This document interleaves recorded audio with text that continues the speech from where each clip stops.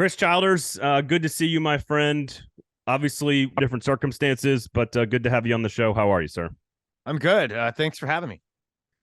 So, a part of the reason I wanted to have you on specifically is that you and I both got started Rivals Radio back in the day when satellite radio just got started. I know, obviously, you can listen to him still on Sirius XM on Full Ride, and a big part of sort of getting to know our business and getting to know national college football conversations. Mike Leach was a huge part of that. And I know then you obviously had a chance to get to work with him. I had like a couple of shows I did with him, but by and large, you spent a lot more time with him during his in between Lubbock and Pullman time. And so I wanted to have you on to kind of tell some stories a little bit. So before we get into any of those details, just when I say the word Mike Leach and when you think of college football and Mike Leach, like what is the first thing that comes comes into your mind when I say that? Weird. In the best possible way. Weird. Different. Strange. Exotic. I mean, I can come up with a few different ways to say it, but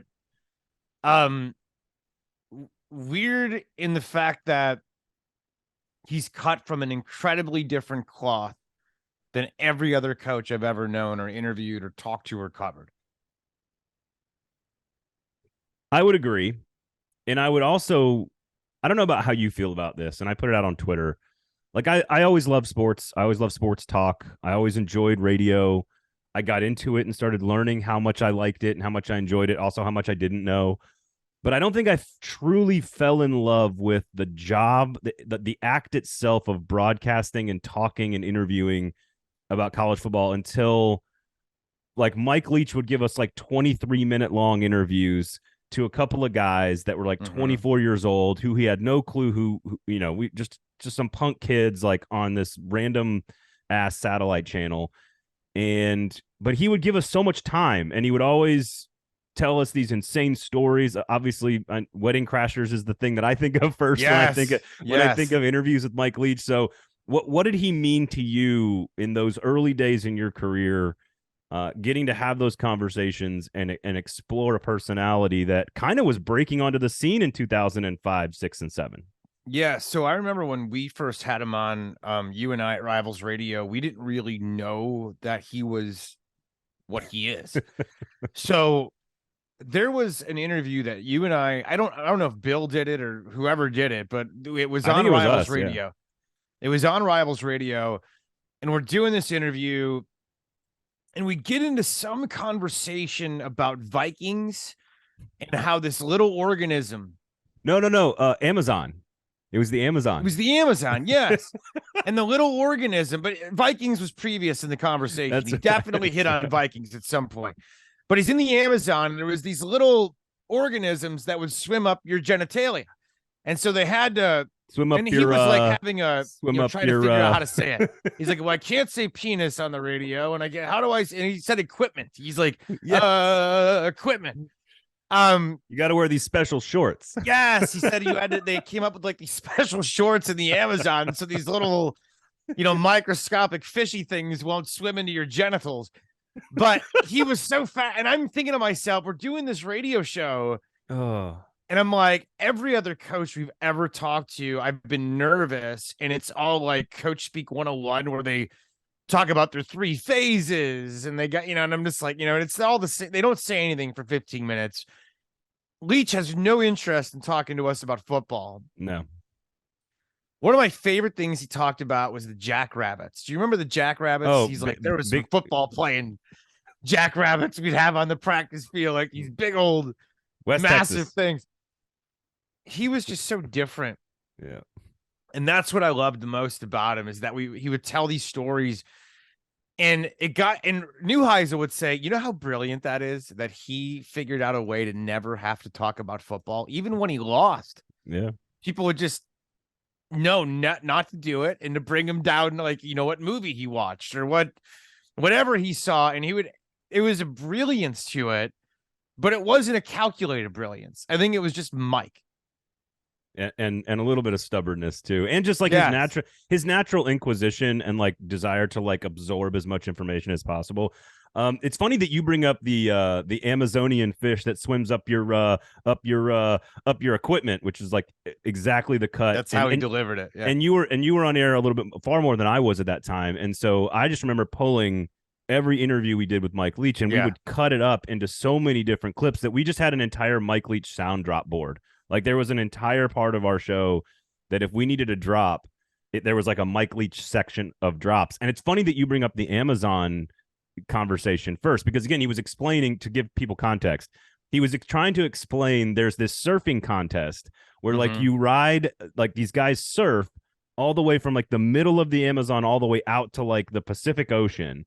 But they have to wear special shorts because of the animals that are going to swim up your equipment. Yeah. And he tells this whole story. And it's funny is that's like the second or third interview that I remember doing with him.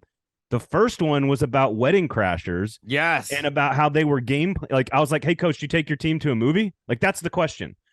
And I learned how to ask like short questions because I knew I just had to get him going. And I almost learned how to interview because of that. And then he would just talk about how Wedding Crashers they were game planners and they had to set up their strategy and like I taught my team about the Wedding. But it was Crashers. really analytical. Like I remember the answer, and that's a great movie with Vince Vaughn and Rachel McAdams and Owen Wilson, and he was really analytical about like certain scenes. I remember him talking about like them at the Jewish wedding with the yarmulkes on, and the maple syrup conglomerate, and like he was going into like, and you know why I think he was so interested in it?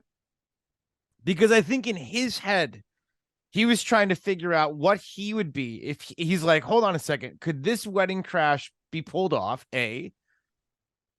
And if it can, what would my story be? Would I be the maple syrup conglomerate guy? Would I be, holy shirts and pants? Like I think that's what fascinated him so much. He was always thinking about stuff like that. Like little things that you and I and normal people would just gloss over. It would be like, hold on a second. Maybe this could work. maybe I can do this. You know what I mean? Do you remember that would go on in his head? I no, totally agree. And I always thought you could hear him like part of the reason he talked in the cadence that he talked was that in his head he was already like 2 or 3 sentences ahead in the conversation, and so like he almost like couldn't finish the thing he was trying to say. Yeah. Because he was already on to the next topic. Do you remember the one where he talked to us about? First of all, there's a great clip of Mike Leach doing the weather on like local TV and is it still up? Does it still exist? If somebody's listening and you find it, all he does is he's just like, listen, this is how I do the weather. I go outside and I put my hands in the air. and there's a simplicity, but like a genius to it. Do you remember the one where he talked about the track meet in like Montana?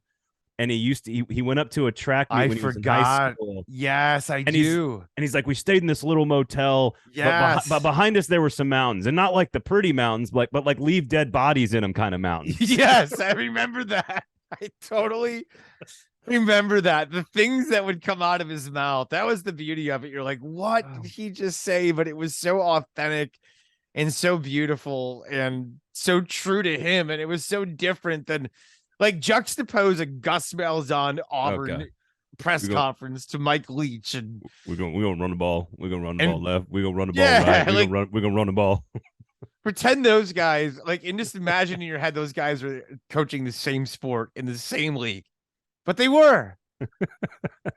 No, we've got Wedding Crashers, the movie. They were game planners. We have small fish that swim up your equipment in the Amazon. We've got mountains that you leave dead bodies in. We've got football playing jackrabbits, not like those regular kind of jackrabbits, but them football playing jackrabbits from West Texas. Yes. And that was just like in the first couple of years of our careers in college football. You had a chance to work with him a little bit more in depth. Just your time with him. What is it that you remember the most? Because I know everybody right now this week has all these stories about interacting with him, whether it's a TV broadcast or radio or whatever. What do you remember from the shows and the work that you did with Coach Leach there for a little while? I specifically, first of all, I was really young. So I specifically remember being young, not knowing what I was doing, trying to be a really straight-laced radio host, and getting this guy on who had no interest in talking about football, had no interest in breaking down the games of the day. And I remember calling the boss at the time, Matt Fishman, and being like, so how do I do this? Because this guy doesn't really watch football, or he's like, well, let's play to his strengths. So his strengths were being Mike Leach, caring about Pirates and Geronimo and stuff like that, with a little dash, little sprinkle of football mixed in, just a little touch, just so it's a football show. Right. But just a little dash of it, and we're not going to focus too much on it. We would get into all kinds of bizarre crap, and if it was the off season, it would get really bizarre and like just kind of wild. But I remember he would have this fascination with me and the fact that for a little while I had a ukulele, and it would always come up, always. It totally tracks, by the way. Yeah, well, like he's living in Key West, and like you're playing the ukulele. Like I tried to learn how to play guitar, and it just didn't go well. So then I got a ukulele, and I actually played it pretty effectively. It's not very hard at all. Like you can play a song pretty damn easily with 3 chords, and it's so small, the fretboard, where you can get around pretty easy. So Jack Johnson's made a whole career out of it. Exactly. So I learned how to do that and play a little Hawaiian songs, and I would sometimes like play like during commercial breaks, and then it became his obsession. He had to have a Hawaiian song before every show. And if I didn't, like if the ukulele wasn't in the room, I'd have to go get it, like go downstairs or upstairs, or he had to have his little Hawaiian song or we couldn't do the show. And he would like get pissy about it. No, go get it. I don't care where it is. Go get it. I need my little Hawaiian song. So I'd go play him a little Hawaiian song. That was one of my favorite things. One of my favorite things about working with him was what he would do during commercial breaks. He would do a show in Key West. So he would jump in the swimming pool a lot during commercial breaks. Like you would hear this like little, like little splash. And he's like, how much time? 3 minutes, coach. All right. Then you hear this little splash. And then he's like, playing around in there, doing a lap or two. Then he's coming out. And we're, back on the show. I'd come back and, we're back here on Sirius XM. And he, coach, what'd you think about Alabama? Well, I thought, and then if it wasn't that, he would do push-ups. Commercials, he would be doing like ripping off 30 push-ups, and he'd come back and he couldn't breathe. And we'd be on the radio. We're doing a show here. I know. But my favorite Leach story ever was when it was a post-game Sirius XM show. November, it was LSU Alabama. I remember it well. LSU Alabama. The game goes off. We go on the air. I get into a big moment with him that happened early in the game, but it changed the entire, outcome of the game and the way things went. First quarter. Do you remember was this the 9/6/2011 year? Do you remember? I don't specifically remember. I just remember LSU was wearing white. That's all I remember. They had the white uniforms on. But because 10-11 close game. 10-11 were the 2 years he was out of coaching as a head coach. So 2010, 2011 falls. Yeah. This is one of those. Pretty big LSU Bama games at that time. Yeah, pretty big LSU. So I'm asking him, and it's the first segment of the show, and we're playing highlights, and I ask him about this moment. And it was a pivotal, huge moment. And he responded to me. He's like, I don't know. I was out fishing today. I didn't watch much football. And we're on a scoreboard show. And I'm thinking to myself, well, this is going to be wonderful for the next 3 hours. I try to pick his brain on what happened in the world of college football. He watched none of it, has no idea that Alabama even won. And yet here we are, breaking down the games of the day. That was my favorite Mike Leach, just classic in his own world moment. What do you think about Clemson's defensive line? Well, Chris, I didn't watch the game. No, so. I was fishing. Caught a great bass though. got a nice hybrid bass. Got a big old marlin out there on the boat today. No, and listen, he like what's weird is that, and maybe not weird, but what happens is people like us and all the media that are around college football, we get into these conversations and all the stuff we remember.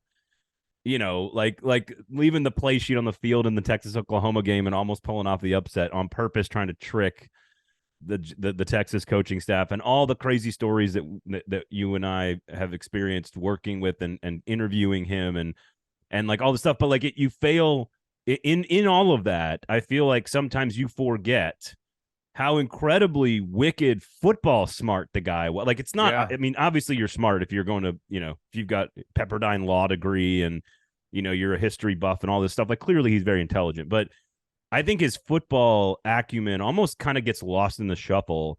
Like, the first guy to ever throw over 500 passes in a single season in the SEC was Tim Couch, and Mike Leach coached. The first guy to ever throw 500 passes in the Big 12 was a Mike Leach coach guy. The first guy to ever hit 600 was a Mike Leach guy. Like 9 of the top 11 best passing seasons in like NCAA history in 3 different conferences are all Mike Leach. And you cannot tell the story of college football without the personality of Mike Leach, sure.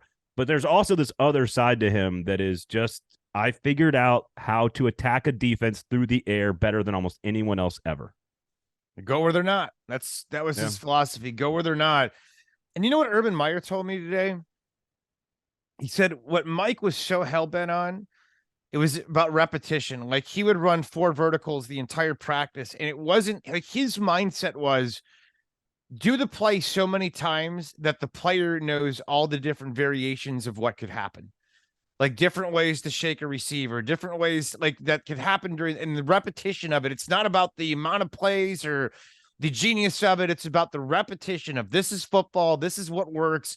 This is what we do. And we're going to run it 5 million times so we know every possible outcome potentially that could happen. And my wide receivers are going to know how to adjust because of it. Maybe, you know, pull off the throttle a little bit if they have to on a 4-vert.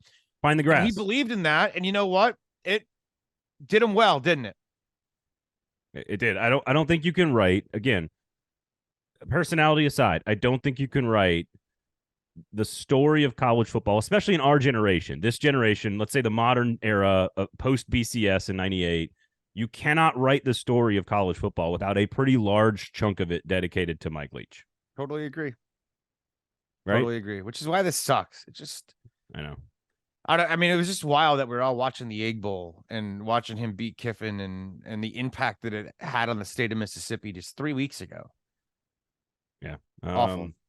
Well, I didn't want to end on a somber note, but of course the story itself is somber. And so I wanted to have you on, Chris, because I know you came on recently, but I know for me personally, there were so many moments early in my career where you doubt what you're doing. You're not sure what you're doing. You clearly think you know more than you know, and you don't. And then there are these things that happen where you just go like, that's why I fell in love with this. That's why I enjoy this. That's why I think the game is fun. That's why, like, I don't know. And Mike Leach was so gracious with his time.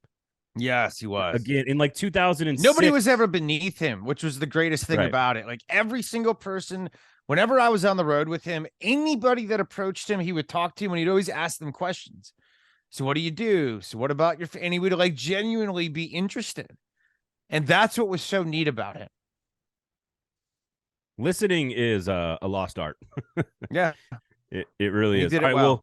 Is there anything else you want to add about Mike Leach, the guy, the person? No, I just loved him. He was incredibly quirky, fun to work with. I will say that if you ever wanted to envision his home life, imagine the Osborne show when Ozzy would always yell, Sharon! That's what it was like working with him on the radio when he would need anything. Like, it was, you know, Sharon would come running. That's what I want to leave you with. Sharon! Yes. Sharon! Exactly. That was him. I know you're busy, man. Thank you for giving us some time. We do appreciate it. Thank you. And Mike Leach, rarely has there ever been a personality that has such a complex and gravitational force, and that just takes an entire sport by storm. And Mike Leach is one of those guys. So, R.I.P. Mike. Thank you so much, Chris, for joining us. We do appreciate it, man. Thank you, bud. All right, my man. Yes, thanks for thinking of me today.